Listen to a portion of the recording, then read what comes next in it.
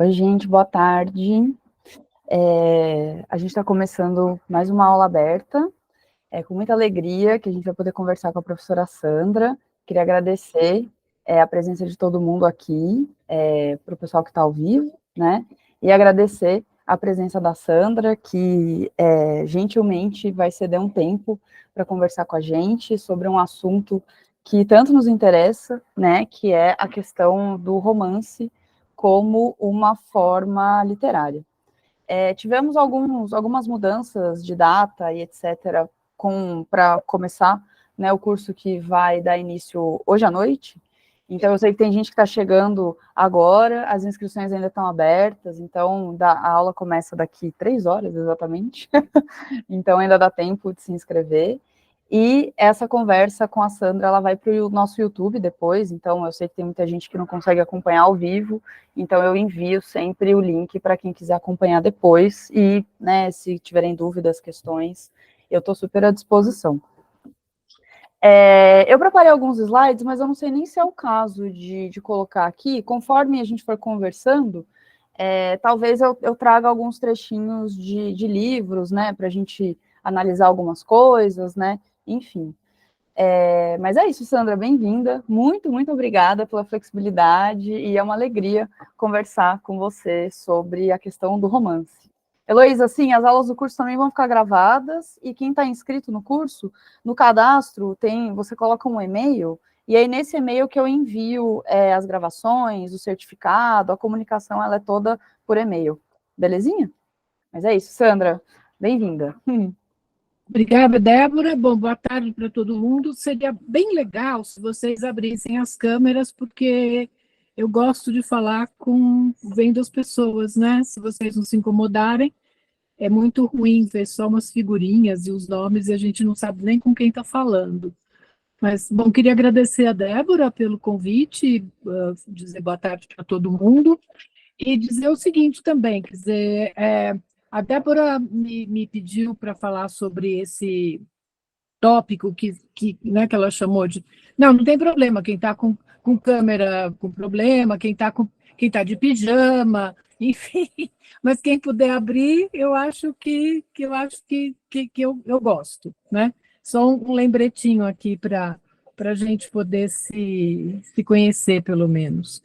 Bom, então, a Débora tinha me pedido para falar sobre esse período que a gente costuma, enfim, batizar, né, de ascensão do romance, e eu queria só dizer também que esse é um assunto bem vasto, né, um assunto que tem muita matéria, tem muita conversa, tem muito material, então eu vou dar, assim, uma palhinha para vocês hoje, eu vou fazer uma introdução, e aí eu acho que a Débora pode, como ela mesma disse, tem os slides, né, que ela preparou, e tem também a leitura de um capítulo de um livro que a gente costuma indicar e que é fácil de... eu acho, inclusive, que eu tenho ele em português, depois eu mando ele para Débora, não sei se você tem, Débora, em PDF, o capítulo 1 do Ian Watt, então acho interessante para quem quer ler um pouco mais sobre isso. Queria dizer também que esse capítulo que a gente costuma usar como uma espécie de introdução, não é a única coisa que existe sobre esse assunto, né? Tem uma bibliografia bem vasta, e há inclusive uma discussão bastante grande,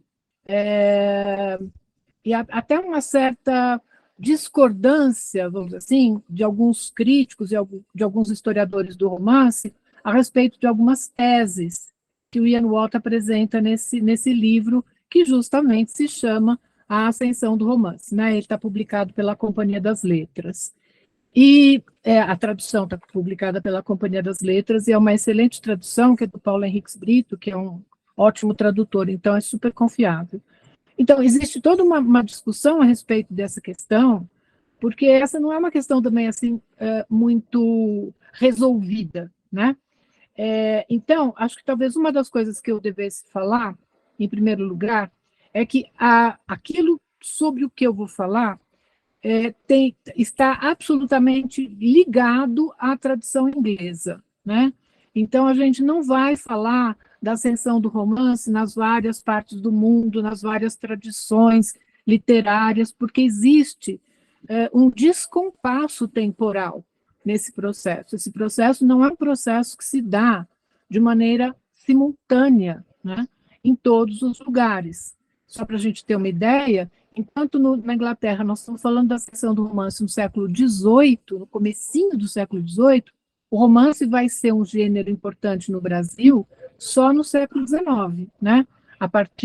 A gente está, para quem fez colegial, todo mundo leu A Moreninha, ou leu o Memórias de um Sargento de Milícias, leu Alencar, quer dizer, é nesse período, portanto, quase metade do século XIX, que o romance vai, de fato, se tornar um gênero importante aqui no Brasil. Então, tem esse descompasso temporal neste processo do que a gente chama de ascensão do romance.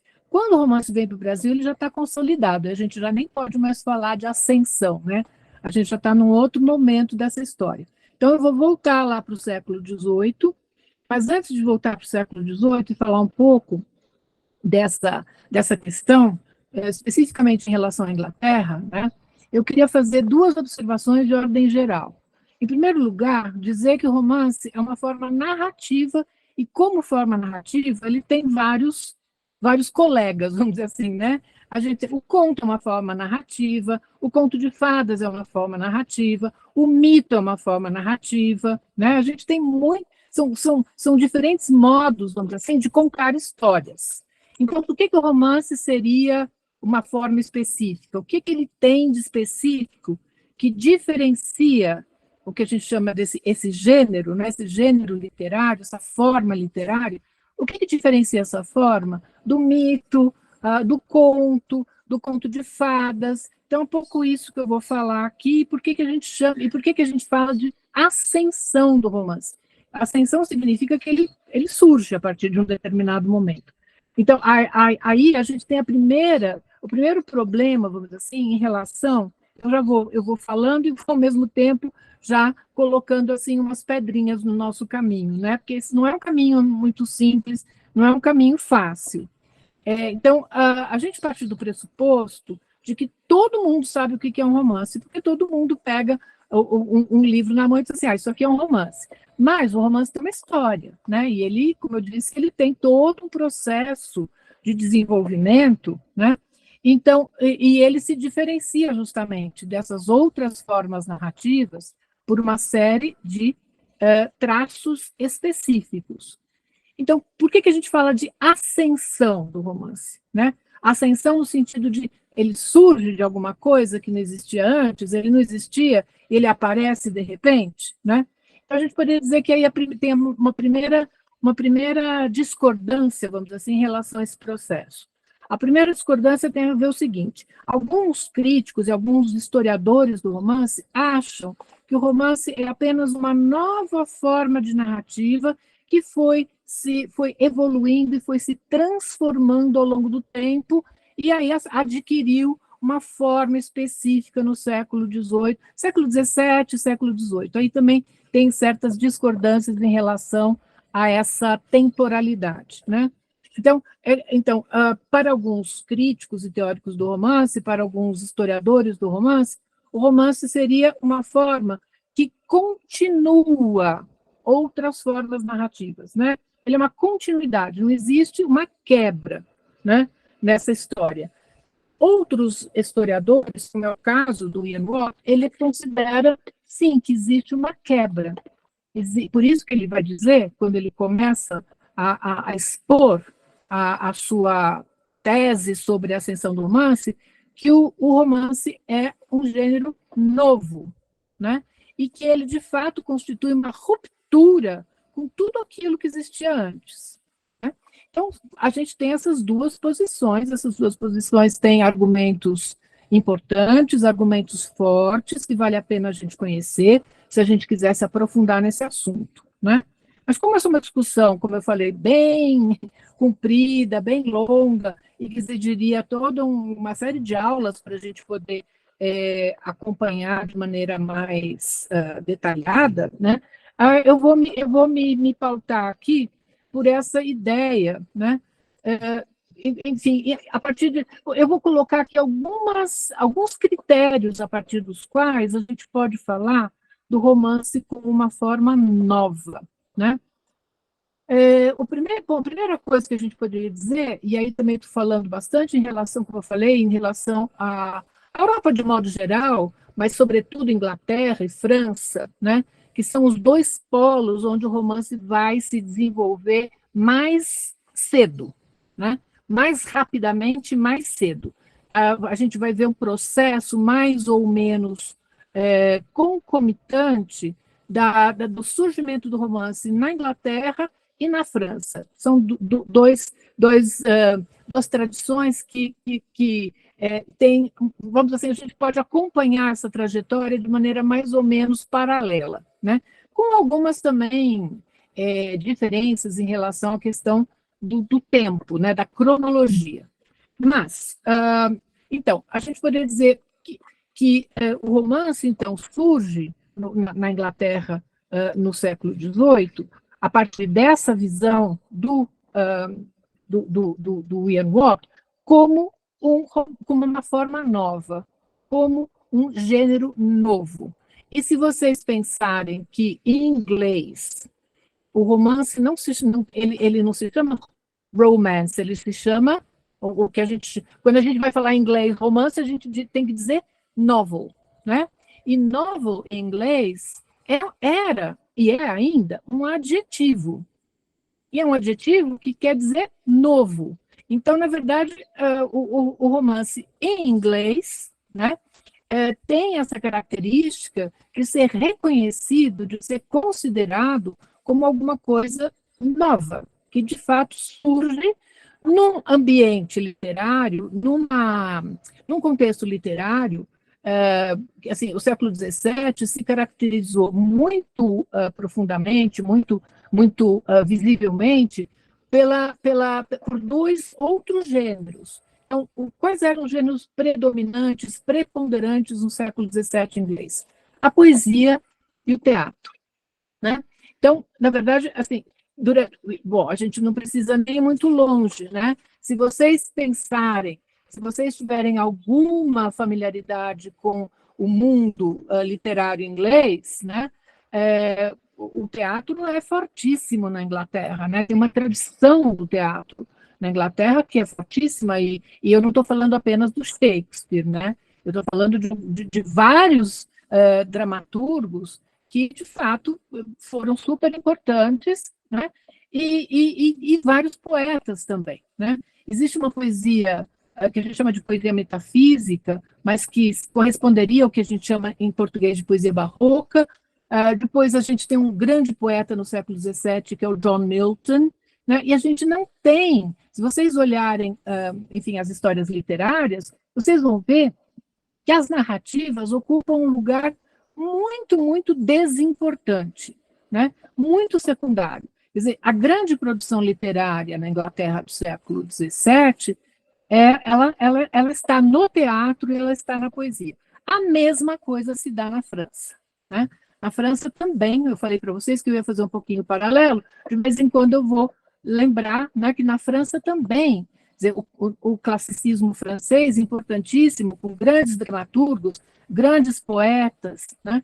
Então, quando o romance surge no comecinho do século XVIII, ele, de fato, não tem nenhum nome, né? Para dizer bem a verdade, quando o que hoje a gente chama, né, de romancista, por exemplo, se a gente falar do Daniel Defoe, que é autor do Robinson Crusoe, né? Se a gente falar do Fielding, que escreveu um romance chamado Tom Jones, eles mesmos não se viam como romancistas, né? A palavra romance não existia enquanto tal. Então, eles, na verdade, ficavam um pouco em dúvida a respeito de como caracterizar essas narrativas que eles estavam escrevendo, né? Então, isso eu acho que é uma coisa importante para a gente deixar bem clara, que tem a ver, então, com essa novidade do romance, né? O romance é uma novidade, e como ele é uma novidade, ele também vai, vamos dizer assim, vai encontrar uma série de barreiras para se estabelecer e para se consolidar, né? num país como a Inglaterra, em que você tem um ethos religioso puritano muito forte, havia uma série de preconceitos em relação às narrativas ficcionais. A ideia de ficção, né, era uma ideia que não agradava às pessoas mais conservadoras, porque elas acreditavam que, enfim, os leitores deveriam, aqueles, né, que sabiam ler, que a leitura também não era alguma coisa que era uma habilidade que todos possuíam, né? A leitura ela era restrita a uma parte da população, né? O processo de alfabetização na Inglaterra, ele também foi se dando de maneira lenta e gradual. Então, o público leitor era um público que não era 100% da população, de forma alguma. Mas para aqueles leitores, né, para aquelas pessoas que efetivamente sabiam ler, acreditava-se que elas deveriam ocupar o seu tempo lendo a Bíblia, e não lendo ficção, não lendo histórias, né, inventadas. Então, havia um certo preconceito em relação à ideia da ficção. Então, o romance vai começar a se constituir nesse começo do século, né, com essas barreiras, com esses obstáculos, com esses problemas. Mas ele vai se constituindo de maneira muito gradual, né? E cada romancista vai, de uma certa maneira, contribuir assim, com seu tijolinho para essa construção que a gente chama de romance, que hoje, enfim, faz parte da nossa experiência, da nossa cultura, do nosso cotidiano, né? Então, eu vou aqui falar um pouquinho do Ian Watt, né? Vou me pautar um pouquinho pela discussão que ele apresenta, para tentar caracterizar aquilo que a gente poderia dizer que define mesmo, desculpa, caracterizar o que caracteriza o romance, os traços, né, característicos do romance. Então, ele começa esse capítulo se colocando 3 perguntas, né? E o livro inteiro vai ser uma tentativa de responder essas 3 perguntas. Eu vou fazer as 3 perguntas rapidinho, se a Débora puder botar as perguntas aí para todo mundo depois, seria legal também, mas então, a primeira pergunta que ele vai fazer é se o romance é uma forma literária nova. Então, eu já disse aqui para vocês, né, que existe uma certa discordância em relação a isso, né, mas eu aqui estou assumindo, junto com o Ian Watt, essa ideia, né, de que o romance é uma forma literária nova, que ele tem características muito próprias que distinguem essa forma literária de outras formas narrativas que já existiam, né? E eu vou tentar, digamos assim, explicitar quais são essas características. Depois, a segunda pergunta é se o romance teve início na Inglaterra, né? Em que medida ele é diferente da ficção que se produziu no passado? Porque ficção, é como eu falei para vocês, né? O homem narra histórias desde o tempo das cavernas, né? Mesmo que você vai encontrar inscrições rupestres que, de uma certa forma, contam uma história. E essas histórias contadas pelos povos indígenas, pelos povos originários, ou pelos povos africanos, por exemplo, elas eram histórias orais, tá certo? Eram histórias que se transmitiam oralmente. Então, uma das primeiras diferenças importantes do romance em relação a todas essas histórias da tradição humana, não da tradição literária, mas da tradição humana, é o fato de que o romance está profundamente ligado à imprensa, né? Então, o romance, na verdade, ele tem uma forma escrita, ele é sempre, né, ele está sempre apresentado nessa forma, a forma material dele é o livro, e para isso ele depende, ou dependeu, da invenção da imprensa, né? Quer dizer, vocês se lembram que toda essa tradição literária, essa tradição oral, quando ela era registrada de maneira manuscrita, né? Agora, é a partir justamente da invenção da imprensa, graças ao nosso querido Gutenberg, é que a gente tem né, os livros, e os livros se reproduzem, você pode ter uma edição de 1.000 exemplares, de 2.000 exemplares, de 100.000 exemplares, né? O que não era possível quando você tinha essa transmissão por manuscritos das histórias que a tradição havia legado para nós, né? Então, essa é uma diferença importante, né? A outra diferença importante é que as histórias que o romance narra não têm necessariamente nenhuma obrigação de obedecer aos mitos, às histórias tradicionais. Quer dizer, eu, como escritor, como romancista, posso inventar uma história completamente, uma narrativa completamente nova, completamente original, eu posso partir do zero, né?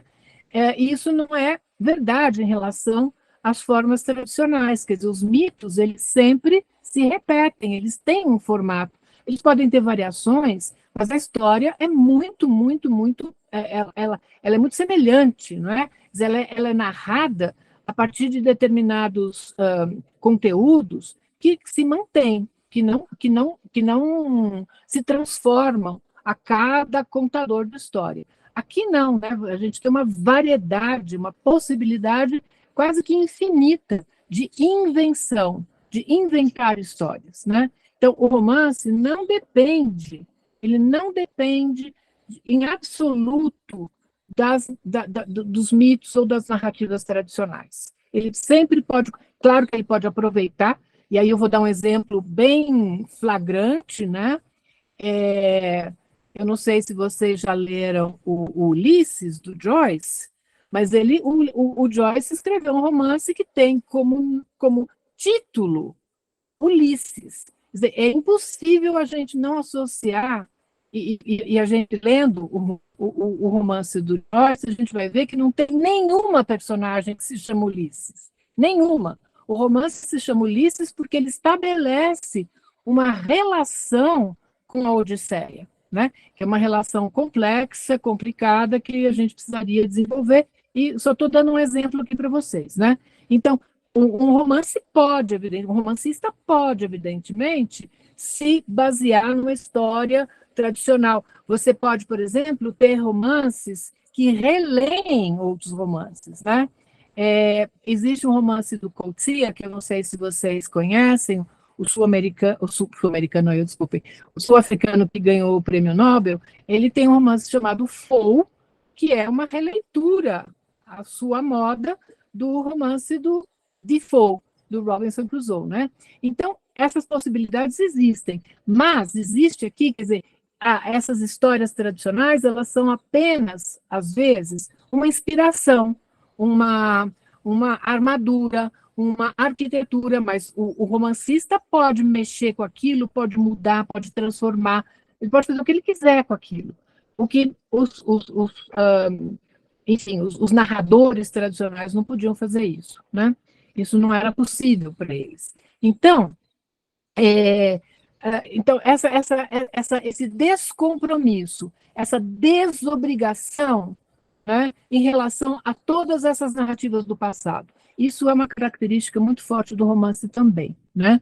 Ele tem essa liberdade, o romance é uma forma literária que tem uma liberdade de escolha de tema, de criação de personagem, assim, bom, eu acho que, eu ia dizer infinita, acho que infinita é um pouco exagerado, mas se a gente pensar que a gente tem 300 anos, né, de existência do romance, se a gente pensar no século XVIII como um ponto de partida, eu vou até, daqui a pouco também dizer, fazer mais uma observação, a gente tem 300 anos de história do romance e a gente tem uma variedade maluca, né, de histórias, de possibilidades, de personagens.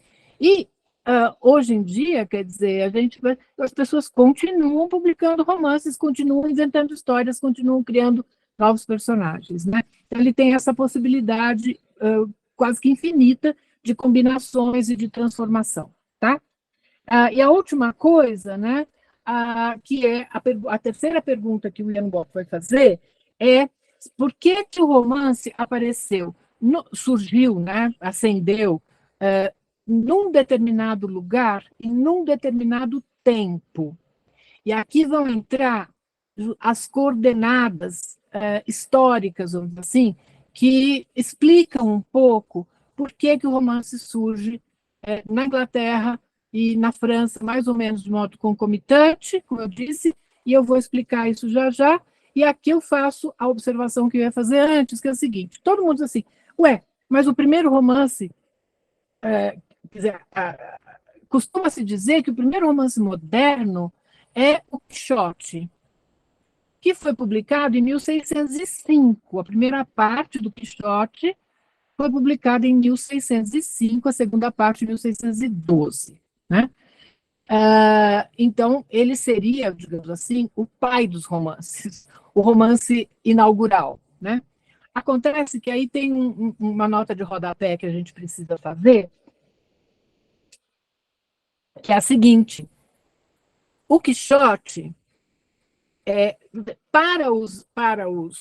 isso eu já chequei, inclusive, com a maior especialista do Quixote aqui no Brasil, que é minha colega de departamento. Para os espanhóis, ou para o próprio Cervantes, né, o Cervantes não tinha também essa clareza de que ele estava escrevendo um romance. Ele estava escrevendo uma paródia dos romances de cavalaria, né, e ele também não tinha essa clareza de que ele estava escrevendo um romance, e o que a gente sabe é que o conceito de romance sequer existia na Espanha daquela época. Né? Então, é só em retrospectiva, só olhando de longe, a partir de hoje, que a gente olharia para o Quixote e diria, ah, sim, ele é um romance moderno e ele inaugura o gênero. Né? Mas, assim, para os espanhóis, o romance não, desculpem, o Quixote não era um romance, né? Inclusive, o Cervantes vai publicar uma outra obra que se chama Novelas Exemplares, e que são novelas, de fato. Né? Então, as novelas, para eles, não eram romances, eram histórias, eram narrativas, contos. Então, a gente tem esse problema, e depois tem uma outra questão, que é a seguinte, que é uma coisa difícil da gente entender. Né? Depois que o Quixote é publicado, na primeira e segunda parte, quer dizer, depois de 1612, a Espanha só vai ter romances no século XIX. Tem um gap, né? Tem um hiato entre o surgimento do Quixote, esse monumento literário, né? E a tradição do romance na Espanha. O que é diferente da situação da Inglaterra e da França, na qual você tem, de fato, o surgimento desses romances e desses romancistas, e você tem uma tradição que se cria. Né? Eu gosto muito de usar de roubar um conceito do Antônio Cândido. Eu não sei se vocês têm em mente, né, se vocês se lembram do conceito dele de sistema literário. Né? A ideia de sistema literário, ela é útil nesse caso também para pensar, ele usa, né, esse conceito, cria esse conceito para explicar o surgimento da literatura brasileira. Ele vai dizer que a literatura brasileira só surge quando ela é de fato um sistema no qual você tem uma relação, se estabelece uma relação dinâmica entre obras, autores e público. Né? Então, eu empresto um pouco essa ideia dele, porque essa ideia ajuda muito a entender o surgimento e a expansão, a consolidação do romance na Inglaterra e na França. Porque o que você vai ter é justamente essa ideia do sistema literário. Vai se criar uma relação dinâmica entre romancistas ou escritores que estão escrevendo romances que eles ainda não sabem que são romances, né? O público leitor, aquele público leitor que não era o 100% da população, mas havia leitores, e havia também, né? Então, o que falta? As obras, claro, e as obras vão começar, vão de uma certa maneira, né? Por exemplo, quando o Defoe publica suas obras, né? Essas obras, eu não sei se vocês sabem, mas o Robinson Crusoe foi um dos grandes. Estou usando aqui uma palavra que não deveria, um anacronismo, né? Mas ele foi um dos grandes best-sellers do século XVIII. Ele foi um romance que foi muito lido, né? E lido e apropriado, né? Quer dizer, há um diálogo, vai se estabelecendo um diálogo entre os escritores. Então, vai se criando, de fato, um sistema, porque os leitores estão ali, né, lendo esses romances, os escritores estão atentos ao que os outros escritores estão publicando, e há um diálogo entre eles, né, mesmo que esse diálogo seja um diálogo a partir do texto literário em si, né, eles estão atentos ao que cada um está fazendo, né? E, evidentemente, então você tem, de uma certa maneira, em ponto pequeno, em relação a um gênero específico, esse sistema funcionando, né? Então, a outra razão que explicaria o surgimento do romance no século XVIII inglês é porque, na verdade, a Inglaterra fez uma revolução burguesa no final do século XVII, né? A Inglaterra fez, eu não sei, vocês já devem ter ouvido falar na Revolução Gloriosa, né? De 1688, 1688, portanto, 100 anos antes da Revolução Francesa, né?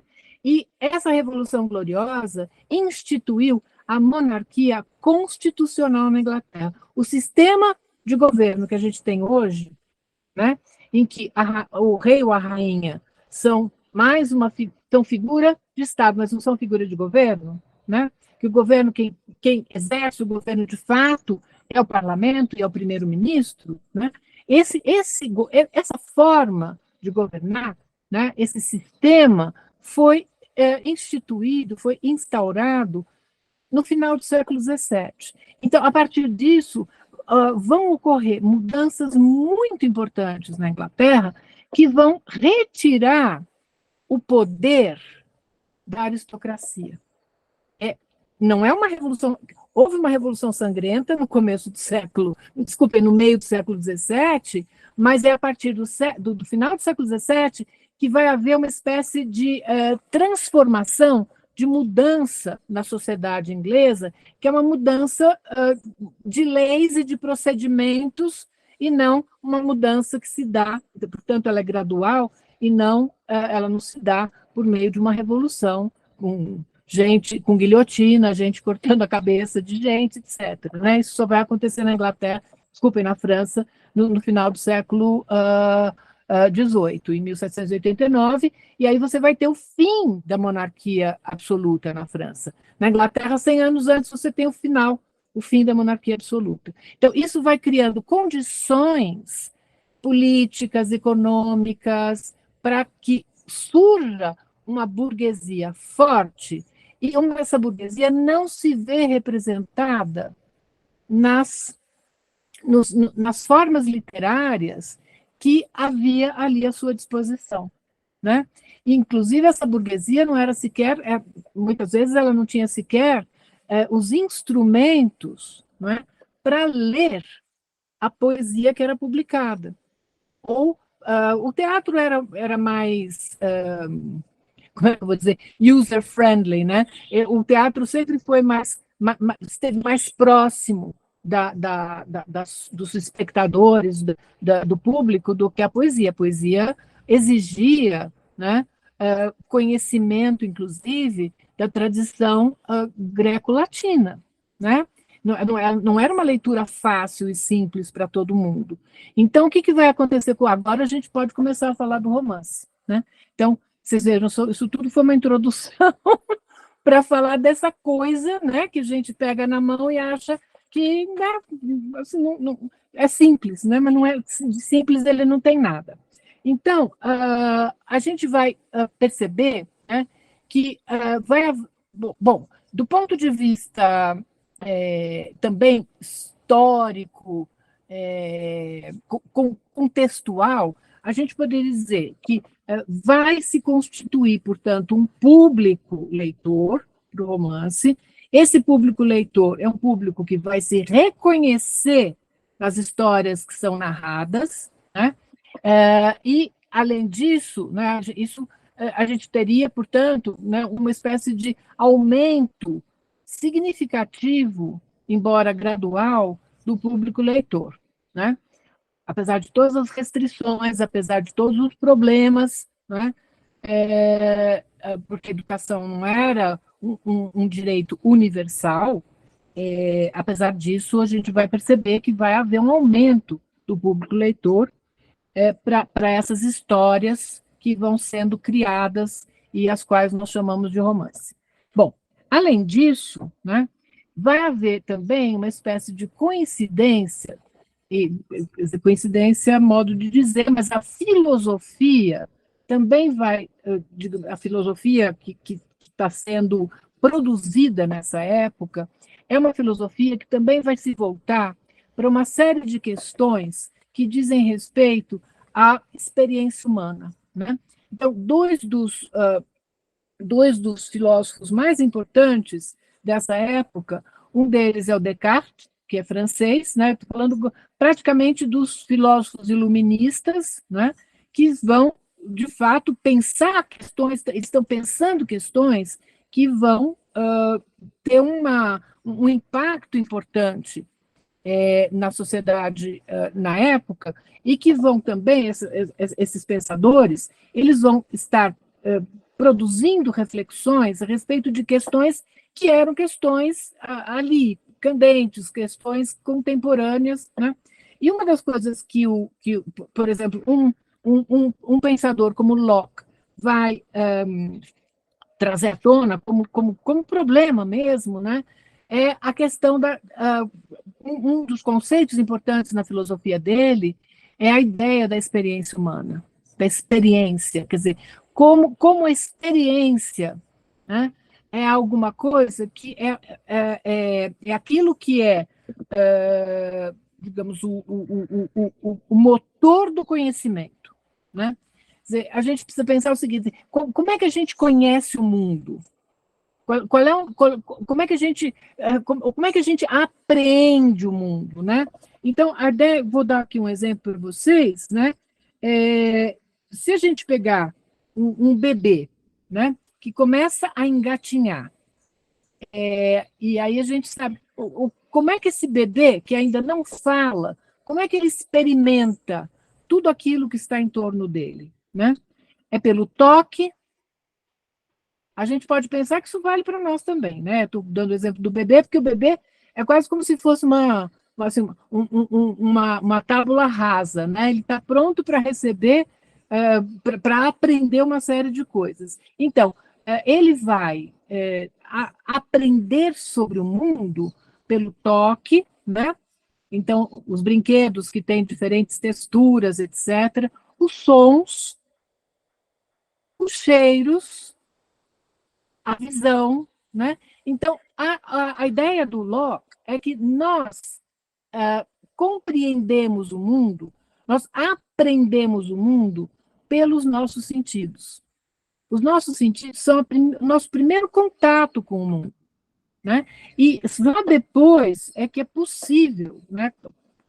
Esse contato vai se tornando cada vez mais abstrato, né? Primeiro ele é muito físico, depois ele vai se tornando cada vez mais abstrato, e a gente vai aprendendo como o mundo funciona, e a gente vai absorvendo conhecimento. Então, a ideia do Locke é que a experiência é fundamental, né? Então, o romance vai emprestar essa ideia do Locke e vai trazer para dentro dele aquilo que é fundamental na vida do homem, que é a experiência que ele tem do mundo, tá certo? Então, isso vai ser, vamos dizer assim, um elemento, né, que vai ser o grande a grande questão do romance, o grande interesse do romance. Então, só que vejam só, tem uma coisa interessante a respeito da experiência, que a experiência é cada um que tem que fazer, né? Cada um é que sabe como é que ele vai aprender. A experiência ela é individual. Ela pode, quer dizer, eu imagino que exista a possibilidade de uma experiência coletiva. Quer dizer, vamos todos no show da Taylor Swift sexta-feira, né? E vamos então ter a experiência coletiva do show da Taylor Swift. Mas eu não sei se cada um vai sentir exatamente a mesma coisa, né? A experiência de estar ali naquele momento vai ser recebida, vai ser sentida por cada um do seu jeito. dependendo dos seus, da sua história, enfim, dos seus interesses, dos seus gostos, etc. Então, então vejam só, quer dizer, o que o romance vai fazer? O romance vai incorporar essa ideia da experiência individual. Então, se vocês pegarem, né, os romances que vocês leem, ele sempre tem um protagonista, né? E essa história ela é narrada ou sob o ponto de vista desse protagonista. Esse protagonista é exposto a uma série de acontecimentos, né? E a experiência individual desse indivíduo, dessa figura, né? Que o romance está contando para a gente. Então, o Ian Watt vai dizer o seguinte: a partir dessa ideia, né? Primeiro, do indivíduo. A noção de indivíduo é fundamental nessa época, nesse momento. Ela passa a ser uma ideia filosófica fundamental. A ideia do indivíduo, e não mais do coletivo, né? Não mais da comunidade, mas sim, enfim, e na medida em que eu penso no indivíduo, eu penso no particular. Eu penso em tudo aquilo que é particular. Então, as experiências que o romance vai narrar, elas são sempre de natureza individual, né? É sempre um indivíduo que está vivendo uma série de acontecimentos, uma série de experiências que estão sendo narradas neste invólucro aqui, né? Nessas páginas. Então, vejam só, essa ideia ela vai ter consequências, né? Então, quando Descartes diz assim, né, quando ele cria aquela fórmula, eu penso, logo eu existo, ele está, na verdade, colocando toda a ênfase possível nesta figura individual, né? E, então, se a gente juntar essas duas coisas, né, primeiro, essa centralidade do indivíduo, a individualidade, ela passa a ser absolutamente fundamental, por um lado, e a experiência do outro. Então, se a gente junta essas coisas, né, é isso que o romance vai trazer para a gente. Então, cada romance que a gente lê, né, não importa qual, vocês podem pensar em qualquer... Alguém quer dar um exemplo? Pense, vamos fazer uma conversa, senão só fico eu falando, que feito uma doida. Quem quer dar um exemplo de um romance qualquer aí, que tenha lido recentemente, ou que lembre agora? Vamos, pessoal, força! Larissa ligou o microfone. Vai lá, Larissa. Eu pensei pensei no Madame Bovary. Pois é. E aí, o que você tem no Madame Bovary? Você tem o nome dela na capa, né? O nome, está lá. Nathalie está finalizando o Jane Eyre. O Conde de Monte Cristo. Vocês podem fazer uma lista aí, né? Então, qualquer um desses romances que vocês estejam aí, né? Olha lá, Crime e Castigo. Crime e Castigo tem um título temático, né? Mas ele tem um Raskolnikov no meio da conversa, não é? O Crime e Castigo é a história do Raskolnikov, né? Então, quer dizer, vocês, mesmo que, por exemplo, no caso, para lembrar de Jane Austen, que vocês falaram agora, né? Ó, Violeta. Então, qualquer romance que a gente pense, olha, vejam só, não importa que romance seja. Se ele é temático, ele tem um título como Crime e Castigo, como Orgulho e Preconceito, como Persuasão, são romances temáticos, tá certo? Pais e Filhos, né, do Turgenev. Então, ainda assim, você tem uma personagem central, né? Você tem uma personagem central e é aquela personagem central que, vamos dizer assim, que vai compartilhar as suas experiências com a gente. Ou em primeira pessoa, usando a sua própria voz, sei lá, Macunaíma, né? Ou usando um narrador, em terceira pessoa, né? Então, você tem essas duas possibilidades. Mas, se ele é temático, você tem, de qualquer maneira, uma personagem central cuja experiência está sendo compartilhada conosco. Agora, vocês deram outros exemplos aí, né, de livros que têm o nome da personagem na capa, né? Então, lá, Emma, Madame Bovary, Brás Cubas, Dom Casmurro, enfim, vocês podem pensar várias possibilidades. Esses, então, não tenho nem o que dizer, né? Que eles estão, assim, mostrando ali, na própria capa, que esse é o foco do romance, né? É a experiência deste indivíduo que esse romance está interessado em compartilhar com a gente. Ou vocês podem ter ainda também alguns romances que têm outros títulos na capa. Por exemplo, sei lá, a gente pensar no Mansfield Park, né? Que é um local, né? É um local. Mas esse local também tem uma personagem principal, né? The Mansfield Park é a propriedade da família, mas ali a gente tem personagens principais. Então, é essa experiência individual que faz com que o romance tenha uma peculiaridade, uma diferença em relação a outros tipos de narrativa. Tá? Então, o que torna essa personagem um indivíduo? Né? Então, eu sempre brinco com os meus alunos, se você vai assistir a uma peça como o Hamlet, por exemplo, do Shakespeare, né? Essa peça, você diz assim, você não pergunta qual é o sobrenome do Hamlet, pergunta, alguém sabe qual é o sobrenome do Hamlet? Não precisa, porque, na verdade, o que define o Hamlet? A posição dele no mundo, né? Ele é o príncipe da Dinamarca, é assim que ele é conhecido, né? Hamlet, o príncipe da Dinamarca. Ninguém sabe se ele tem sobrenome, se ele não tem sobrenome, né? É que nem o King Charles aí, o novo rei. A gente sabe que ele tem 450 nomes e mais 450 sobrenomes. Mas, neste caso, porque ele é um homem comum.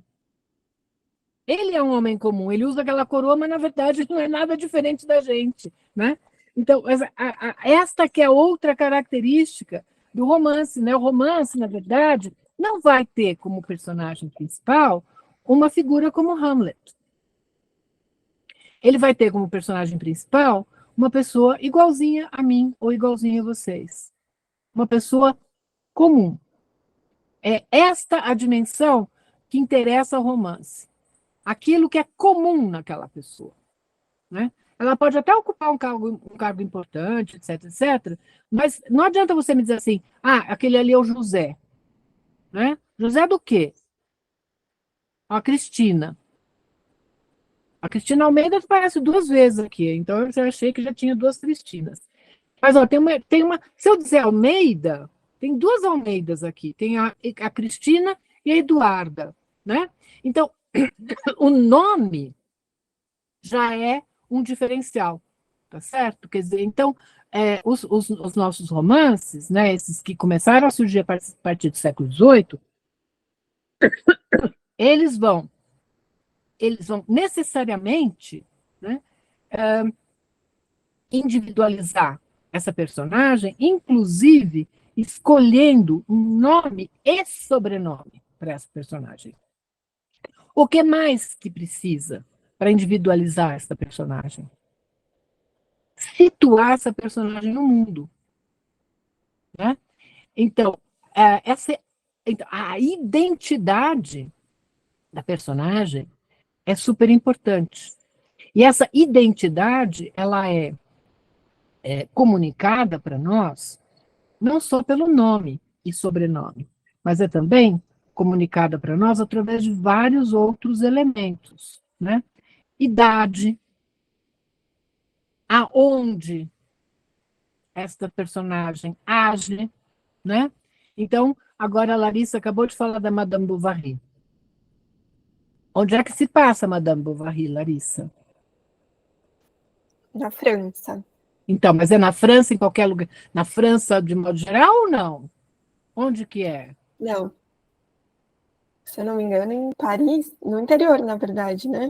Numa cidadezinha, que agora também não me lembro o nome, numa não cidadezinha lembro o nome. pequena da França, né? Mas é uma cidadezinha pequena, absolutamente provinciana, que o Flaubert faz questão de descrever e mostrar para a gente de maneira muito clara. Ele situa o casal Bovary, é um casal provinciano. Ela é casada com um médico, né? Ela mora nessa província, essa província é aborrecida, é chata, ela acha aquilo uma coisa mais sem graça do mundo, e a partir disso ela começa a ter as suas fantasias, né? Então, veja que você tem, no caso do Madame Bovary, por exemplo, uma, uma, uma ancoragem dessas personagens num contexto muito claro, muito real, né? Elas são provincianas, elas moram numa provinciazinha no meio da França. A gente tem uma série de elementos que nos permitem situar os personagens no tempo e no espaço, né? Então, essas coordenadas do tempo e do espaço, elas são fundamentais. Elas são importantes para situar essas personagens do romance, né? Então, a gente quase que poderia perguntar sobre as personagens, sobre qualquer personagem do romance. Qual o seu nome? Qual o seu endereço? Quantos anos você tem? Né? A gente pode fazer essas perguntas, e essas perguntas, a maior parte delas está lá, informada, ela está dada, ela está compartilhada com a gente. Né? Então, vejam só, talvez, Débora, vale a pena colocar ali, não sei se você tem o que eu ia ler aqui, agora já não me lembro se é o mesmo slide que você tem aí, mas é, eu estou sem a marca aqui. Espera um pouquinho só. Eu tô com o PDF do livro do Ian Watts, qualquer coisa, se você Então, me disser o capítulo... eu quero que você faça um favor para mim, porque, na verdade, como eu uso sempre o texto em inglês, o meu inglês está tudo rabiscado, esse aqui não está. Mas quando ele diz assim, eu achei. No item 2, na parte 2 do texto lá dele, ele diz o seguinte: o Ian Watt vai dizer que o romance se caracteriza, e isso também é bastante debatido e tal, mas eu acho que ele tem razão, que isso vale para todos os romances. Eu vou pôr aqui no chat para vocês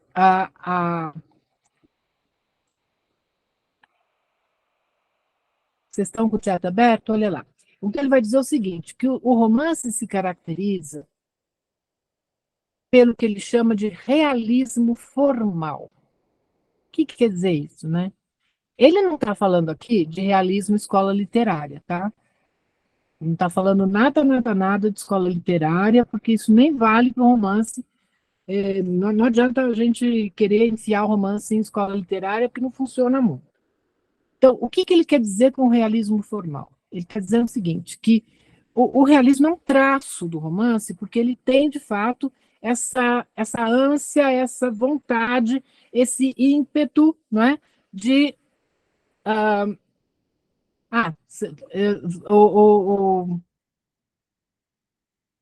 se a tua edição for a mesma que a minha, está na página 31. Vamos ver.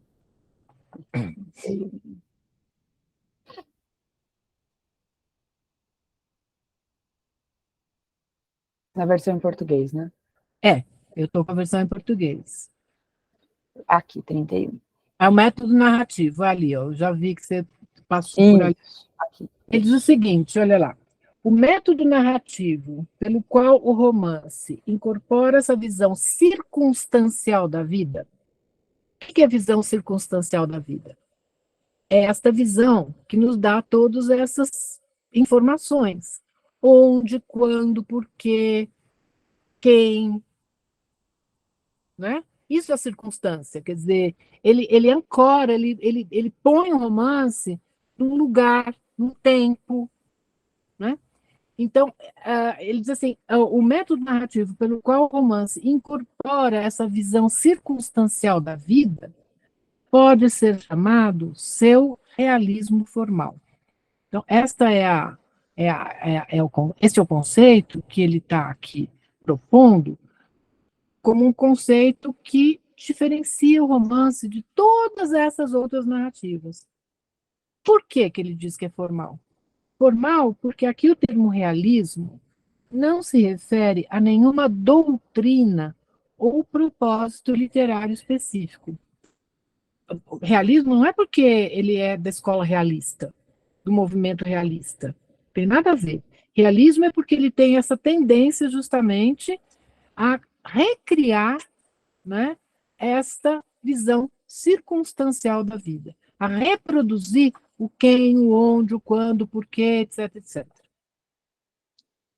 Mas, então, o que é realismo formal? Agora ele vai definir.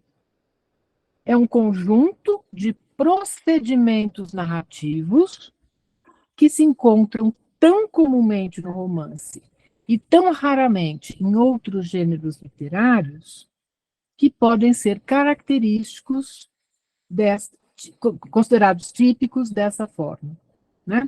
Então, o que significa isso? Agora eu vou, essa é a definição do realismo formal, né? E ele vai, então, o que implica isso? O que o realismo formal pede, né, para o romancista? Aqueles detalhes todos que eu mencionei. Um minutinho só que eu vou achar aqui de novo, que eu estou perdida aqui no meio do meu livro, mas ele vai dizer justamente que, então, são essas particularidades, né? A ideia de que o romance tem uma personagem, né, que é um indivíduo, que tem uma identidade constituída, configurada, e que atua num enredo, né, num enredo em que tudo tem, ou tudo obedece a um princípio de causalidade. As coisas têm uma causa e têm uma consequência, né? Então, o enredo do romance é um enredo em que esse princípio da causalidade é um princípio importante, é um princípio que está agindo dentro do romance, né? Então, ele é uma outra característica do realismo formal. Débora, eu vou pedir para você, enquanto eu estou falando aqui, para você tentar localizar nesse capítulo que está aí em alguma página dele, essa lista, vamos dizer assim, de características, né? A outra coisa que ele vai dizer em relação ao romance é que o romance é sempre narrado, e eu acho que isso ele tem lá uma grande razão, né? Numa linguagem que é uma linguagem de todo dia, o que ele chama de linguagem referencial. A gente pode dizer assim, tudo bem, mas e como que você faz com um romance como Grande Sertão Veredas, por exemplo, em que você tem momentos de um grande lirismo, né? Sim, mas, digamos que o modo predominante, a linguagem predominante do romance é a linguagem que a gente usa no cotidiano, né? É a linguagem que nós usamos. Então, vamos dizer assim que, com essas características, o romance se aproxima muito, né, daquilo que é a vida comum dos homens, a nossa vida comum. Então, essa é a diferença fundamental em relação esses outros tipos de narrativas, né? Nós temos, digamos que, mesmo que você tenha pessoas em posição de poder, etc., né? Essa não é não é o traço mais importante, isso não é a coisa mais importante. O poder que essa personagem tem não é o traço fundamental, mas sim quem é este indivíduo, né, que detém esse poder. Quem é essa pessoa? Né? Quais são suas características? Quais são seus desejos? E essa personagem do romance, né, ela tem como, vamos dizer assim, um outro traço fundamental, que é a ação autônoma no mundo. Né?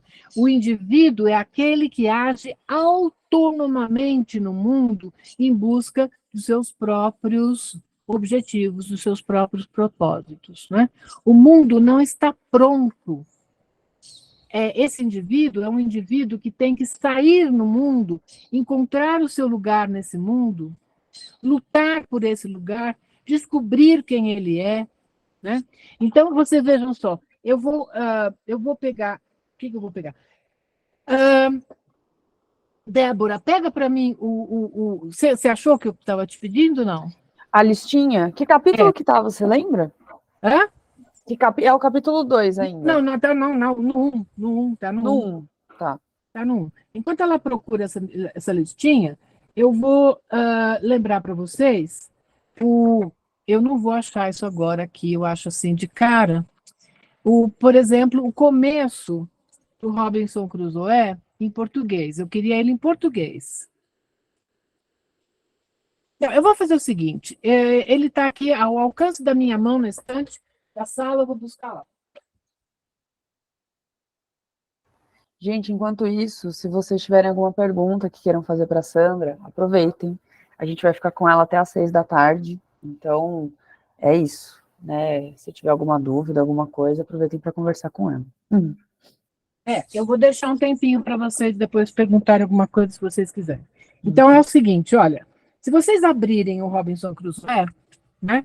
Estou usando aqui a tradução do Obu, que eu escrevi aqui nessa edição, então por isso que eu estou usando essa. Olha como começa o romance. Nasci no ano de 1632, na cidade de York, numa boa família, embora não deste país, sendo meu pai um estrangeiro de Bremen, que se estabeleceu primeiro em Hull, na Inglaterra. Né? Então, o pai veio de Bremen, lá da Alemanha, para a Inglaterra, para o norte da Inglaterra, York e Hull.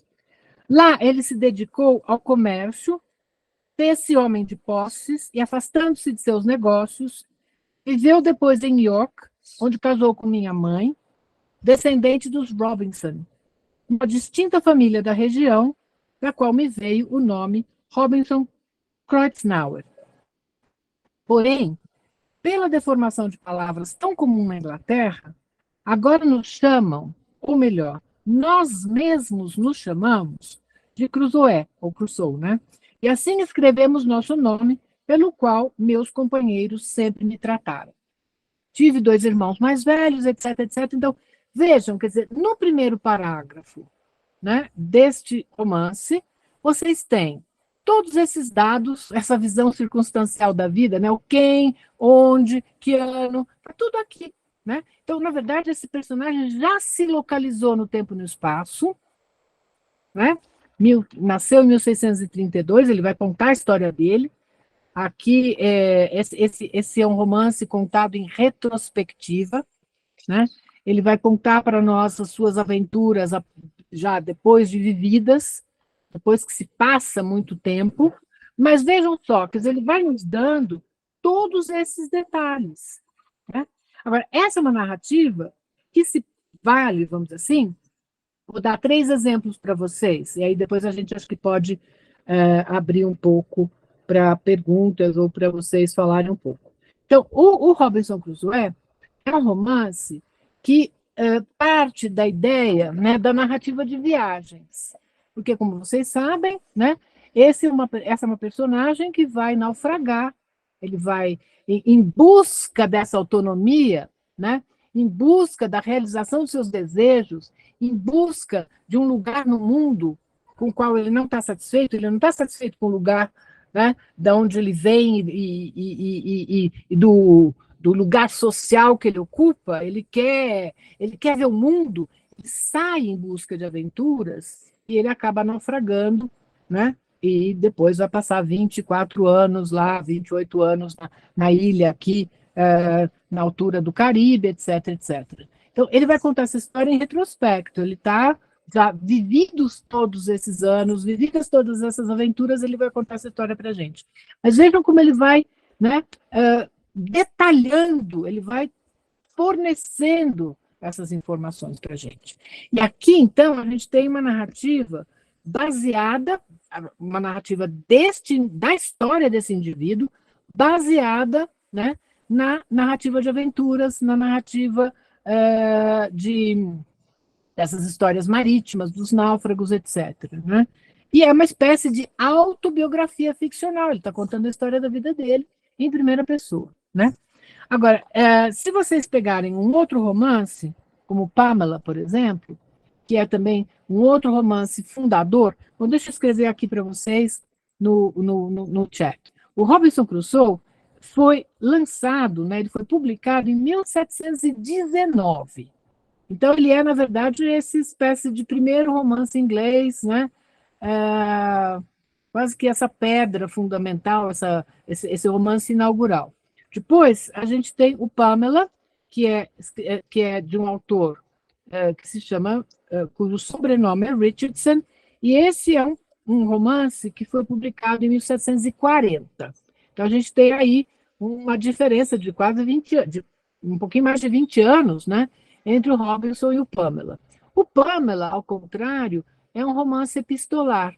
O que é um romance epistolar? É um romance também em primeira pessoa, mas é um romance todo ele organizado, estruturado, né, em forma de cartas.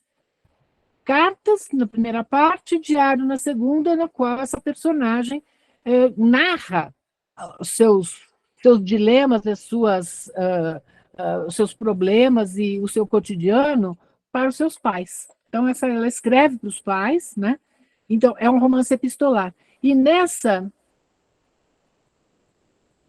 Espera um pouquinho só.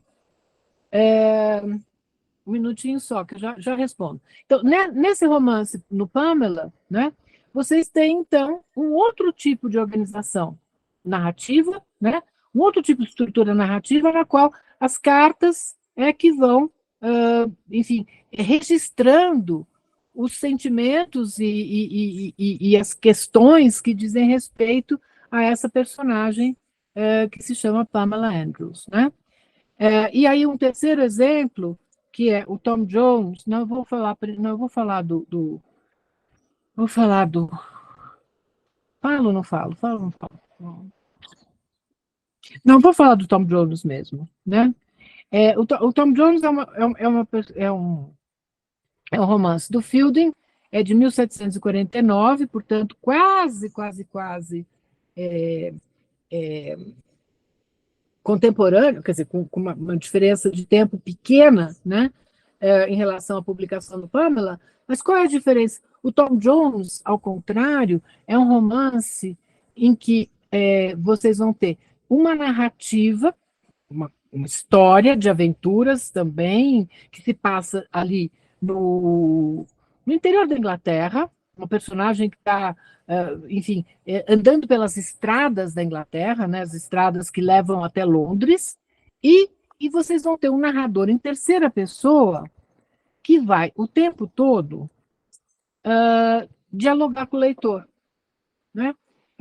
Então, vocês têm, vejam que variação de formas, né, narrativas, são formas narrativas variadas que vão, na verdade, se constituindo, né, e formando esse caldo literário que a gente chama de romance. Então, e isso tudo vai ter uma história longa, como eu falei, e isso vai, inclusive, ao longo do século XVIII, vai haver uma troca muito interessante entre os dois lados do Canal da Mancha, né? Os romancistas ingleses lendo os romancistas franceses, os romancistas franceses lendo os romancistas ingleses. Vocês, claro, que já ouviram falar do Rousseau, não é verdade? E o Rousseau tem um romance que se chama Nova Heloísa, e que é uma espécie de diálogo dele com o Pamela, do Richardson. Né? Então, vai ter essa troca ali na zona do canal, que vai, na verdade, constituir esse caldo de cultura que vai criar o romance e vai, na verdade, produzir o grande romance do século XIX, né? Que aí a gente chama, né, o grande realismo francês, Balzac, Flaubert, Dickens na Inglaterra, a Austen, se vocês quiserem, as Irmãs Brontë, vocês têm aí um século XIX recheado de romances, né? Mas isso tudo veio a partir, foi sendo gestado, vamos dizer assim, a partir desse começo aí que eu estava tentando descrever no século XVIII. Deixa eu ver a pergunta aqui. Exposição... Ah, não, mas isso não tem uma obra e um autor, Cristina.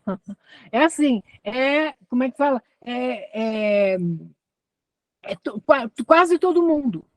Quase todo mundo. Se você pegar qualquer história do romance, muito, muito provavelmente, ou quase certamente, você vai encontrar essa informação de que ele é o marco inicial, né? Que o Dom Quixote foi o primeiro romance moderno, né? E aí a gente precisa... mas não é também, porque tem esse, como eu falei, eu acabei de comprar um livro, inclusive, de um escritor espanhol, sobre outro assunto, em que ele fala exatamente isso, né? Ele repete exatamente essa ideia de que você tem esse buraco na Espanha, né?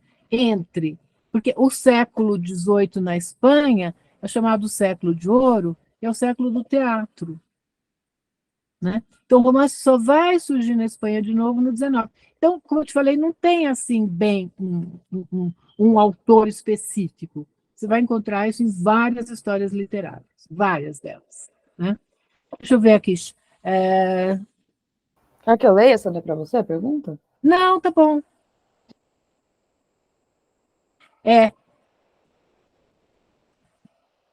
Não. A resposta é não. Não ficou confuso, não. É Charlon ou Charlon? Bom, não sei. Boa tarde, é Charlon. Charlon. Charlon. Na verdade, não. Então, a coisa interessante do século XVIII francês e inglês é que só na França e na Inglaterra que aconteceu isso. Porque o romance teve um desenvolvimento mais tardio nos outros países.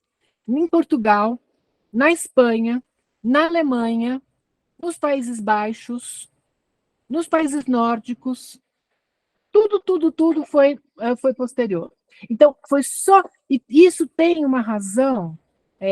Eu estou aqui fazendo uma associação, talvez um pouco apressada demais, apressada no sentido de. Mas, assim, as causas históricas, elas explicam por que aconteceu isso na Inglaterra e na França, antes de acontecer nos outros países europeus. Porque, na verdade, quer dizer, a gente tem um surgimento de uma burguesia na França e na Inglaterra, por conta das revoluções, né, que vai propiciar o surgimento desse sistema, que é um sistema, como eu falei, né, a gente não pode falar de um sistema literário, mas um sistema do romance, né? Então você vai, de fato, quer dizer, você vai ter essa relação de dinâmica, como Antônio Cândido diz, entre leitores, autores e livros, né? E romances. Isso vai se dar na Inglaterra e na França. Todos os desenvolvimentos são posteriores, aqui no Ocidente. Aí tem toda uma conversa sobre o romance japonês, o romance, sobretudo o romance chinês. O pessoal diz, não, mas tinha romance no Japão no século XIII. Era narrativa, mas não era romance. Você chama de romance, mas não se quer. Na língua japonesa e na língua chinesa, eu fiz questão de checar isso com colegas que são dessas literaturas, não existia sequer a palavra romance. Então, como é que você pode falar que tinha romance no século XIII? Não existia consciência de que existiam narrativas, né? Isso mesmo, Shalom. As condições perfeitas de temperatura e pressão determinadas pela história. Porque as formas literárias, elas não surgem do nada, né? E assim como o romance surgiu, eu sempre fico pensando que um dia ele pode desaparecer. Já decretaram a morte do romance várias vezes.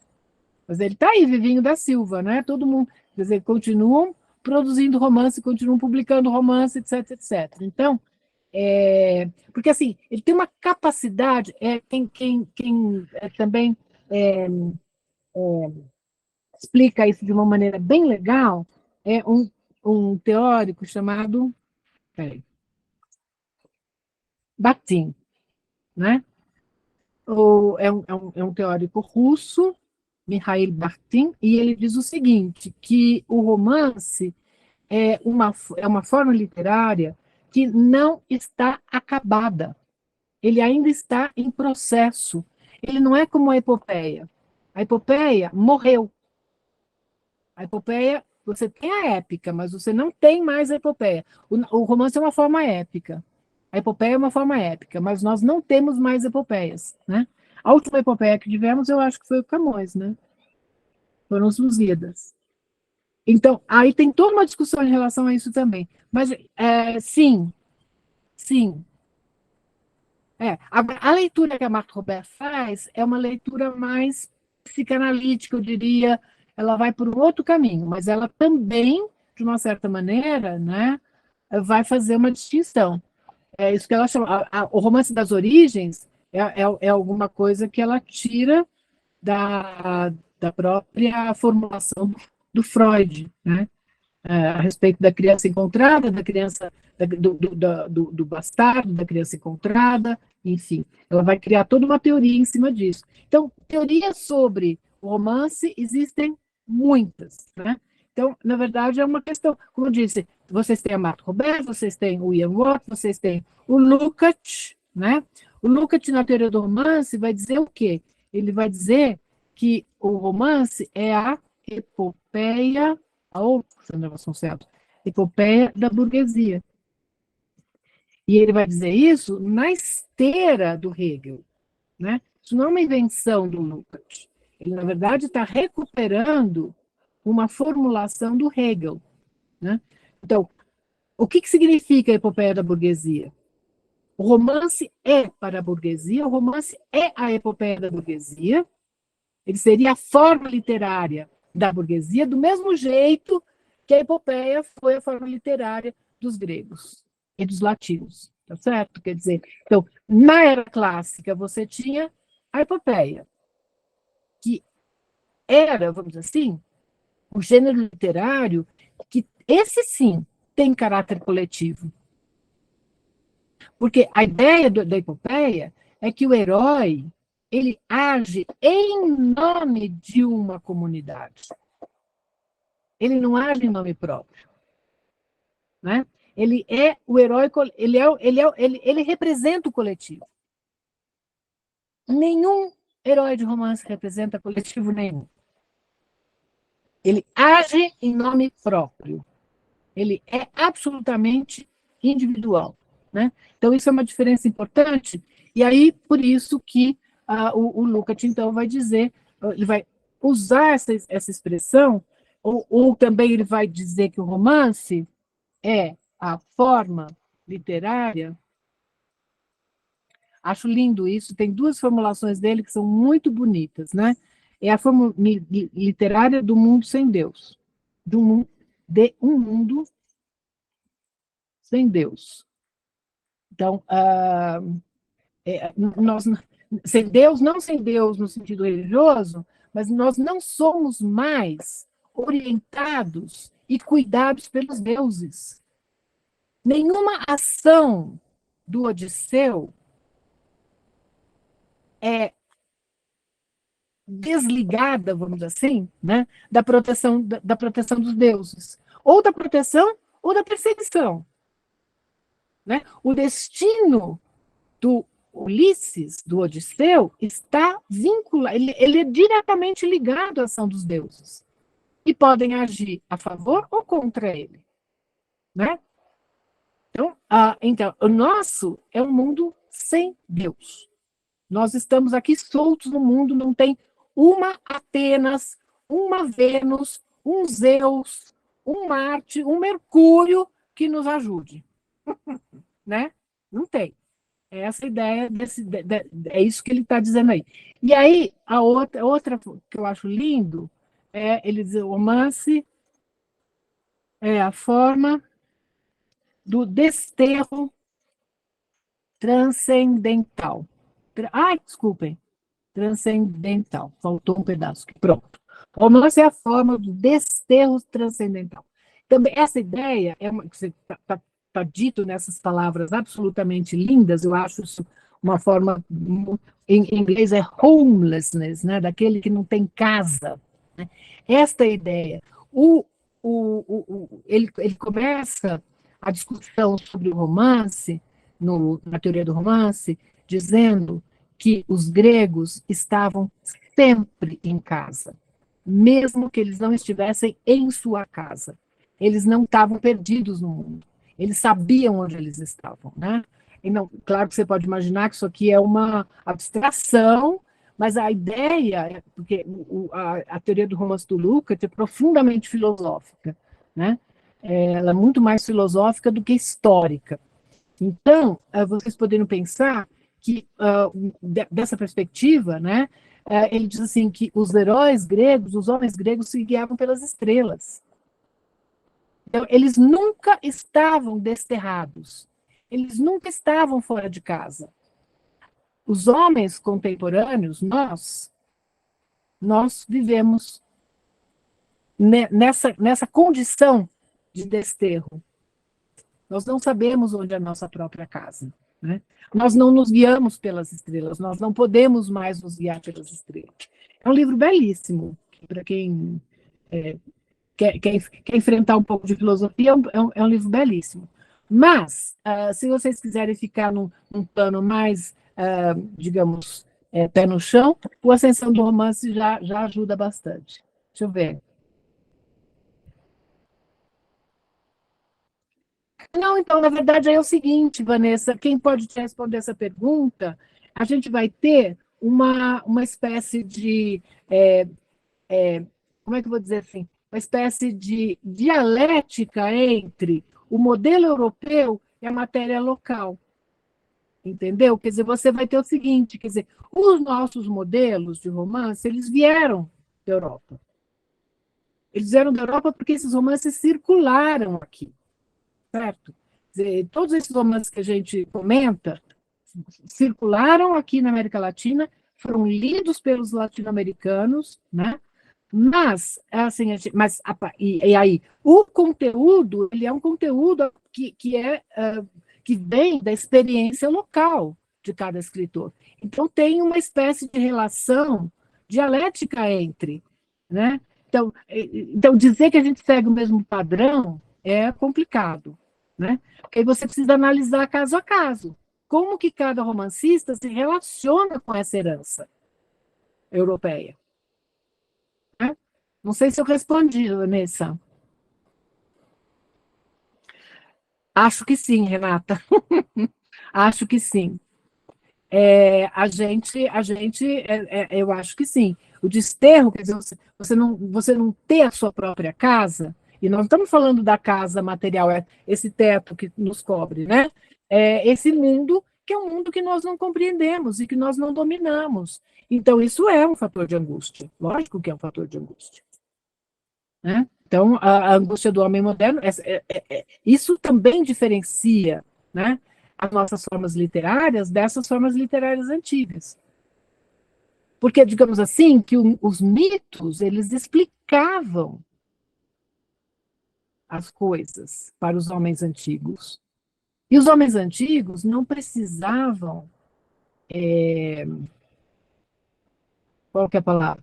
Questionar os mitos. Os mitos eram a explicação do mundo e eles eram aceitos de maneira sem questionamento, né? Então, agora, a gente aqui a gente não tem mais na sociedade moderna, né? Então, nós vivemos num mundo sem Deus, como diz o Lukács, né? Então, a nossa experiência é a experiência da angústia. Quem mais quer fazer alguma pergunta? É isso, pessoas. Eu ia até comentar sobre a ironia, né, do Graciliano ter escrito Angústia, né, o quanto que isso não se o tema, né, enfim, tem uma gama gigantesca, né. Sim. Pessoal, última pergunta para a gente fechar com tudo, aproveitem, quem gostaria. Tem mais alguma pergunta? É bom ler as coisas, né? E assim, vocês pensem que isso aqui foi só assim como eu disse, uma pinceladinha, porque, bom, eu tenho um interesse total pela teoria do romance, é a coisa que eu mais gosto de estudar, romance é o meu, é o meu, como é que eu falo assim? É a minha mania, é o meu hobby horse. Então, mas assim, se vocês quiserem saber mais, é sempre bom ler, né, um pouco mais sobre a teoria, mas também é bom ler romance, porque a partir da leitura do romance, a gente vai, de fato, também, de uma certa maneira. Eu posso mandar para a Débora depois, tá? Que agora eu teria que pegar na minha bibliografia. Bom, um vocês já tem, né? Esse aqui já tem. E agora a Companhia das Letras fez a edição de bolso, que é mais barata, inclusive. Então, é a mesma pergunta. Aí, Carolina, a minha bibliografia sobre romance tem mais ou menos umas 40 páginas. Eu posso indicar algumas coisas. Não, é porque eu fui juntando, né? Porque ao longo dos anos a gente vai juntando. Mas eu posso indicar algumas coisas, eu mando para a Débora, e a Débora compartilha com vocês. Pode ser? Não sei se isso resolve para Carolina e para. Não sei se é Nathalie ou Nathalie. Tá bom. O que mais, pessoal? Aproveitem. Você tem mais 2 minutos, porque eu ainda tenho que fazer. Eu tenho que fazer como é